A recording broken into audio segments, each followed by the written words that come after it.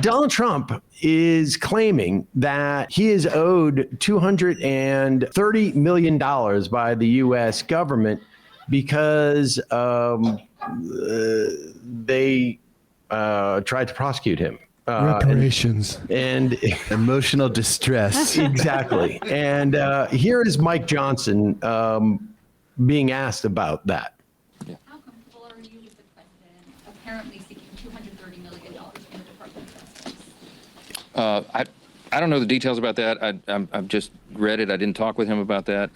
I know that he believes he's owed that reimbursement. What I heard yesterday was if he receives it, he was going to consider giving it to charity. I mean, he doesn't need those proceeds, but we're for the rule of law.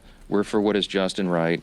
And it's just absurd that, I mean, as has been noted here several times this morning, they attack him for everything he does. It doesn't matter what it is. This whole dust up about the White House, just by way of quick review, because I'm an amateur historian, you'll understand the White House has been renovated many times over the years. You understand? I mean, it was built between 1792 and 1800. Right? Okay. But I love the fact that he's saying, like, I don't know anything about it, but what I do know about it is something that is completely implausible and will never happen. Donald Trump will not give that money to charity. I would be willing to bet every penny I own that money will not go to charity. Even his own charities did not give money to charities. Yeah. His own charities were ways of getting stuff for himself. I mean, the legal bill thing, it's just amazing that he's already ripped off his supporters on this. There's been reporting throughout the 2024 race that the Brennan Center has this right up here. The former president has relied almost entirely on donations to his campaign and affiliated PACs to pay his lawyers to the tune of more than $100 million as of early 2024.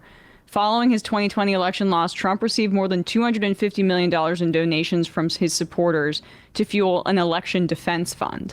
And he split them off into PACs and entities. But the point is that he's already been using his supporters' money to fund his legal bills. And now it's not enough for him to rip off his own people. He's got to rip everybody else off, the entire American public, which kind of is symbolic in many ways. It's the Build a Ballroom Foundation. Exactly. Well, that's the thing. The ballroom. But here's this is the two-step here, right? I mean, like Scott Bessant the other day was complaining, saying, like, tariffs are not import taxes.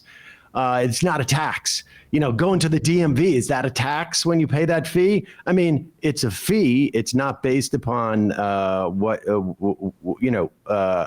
it is not imposed in the way that a tax is imposed, like relative to the price of something. If you you pay sales tax at the DMV, but this is the same two-step. Trump is going to say, oh, we're not using any public money to tear down part of the White House and build my incredibly gauche ball, which I imagine is probably going to have like a similar vibe to this room I'm in this casino. He's going to take tax dollars to do it. It's just that he's going to say, like, you're going to give me the tax dollars and then I'm going to give it. So it's not tax dollars anymore. You're welcome. According to The Independent, the decision might come up to Todd Blanche. So. Oh. Just to remind people, if this goes to his legal fund, Todd Blanche would be the recipient of that money because Todd Blanche at the DOJ was his former defense attorney. And so if that money does make it back to his defense fund, Todd Blanche may have a reason to be, there may be some conflict of interest there. Slightly. You think that'll influence his decision making? 30% of $230 million? It might. Partial Todd.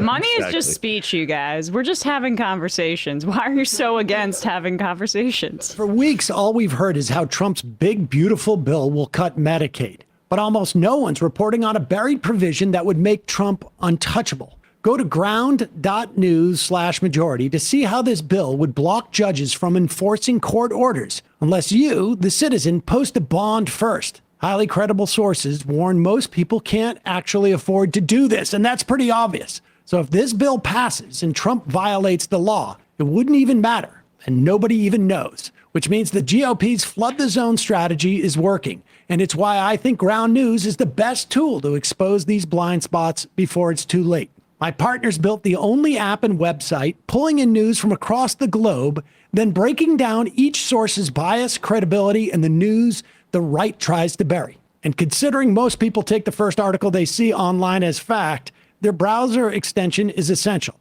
What it does is it flags the source's bias and links other credible reports to verify the information. Ground News is a better version of how we're already staying informed. So I got you 40% off the same unlimited access Vantage plan that I've been using. That's just $5 a month when you go to ground.news/majority, scan my QR code, or redeem the code majority if you're using the app. With at least another 4 years of this, they're counting on you to be distracted. This app is how you stay focused. Hey folks, don't forget to hit the subscribe button and check out our daily show. We do it every day at 12 p.m. Eastern for about 2.5 hours. We even take phone calls.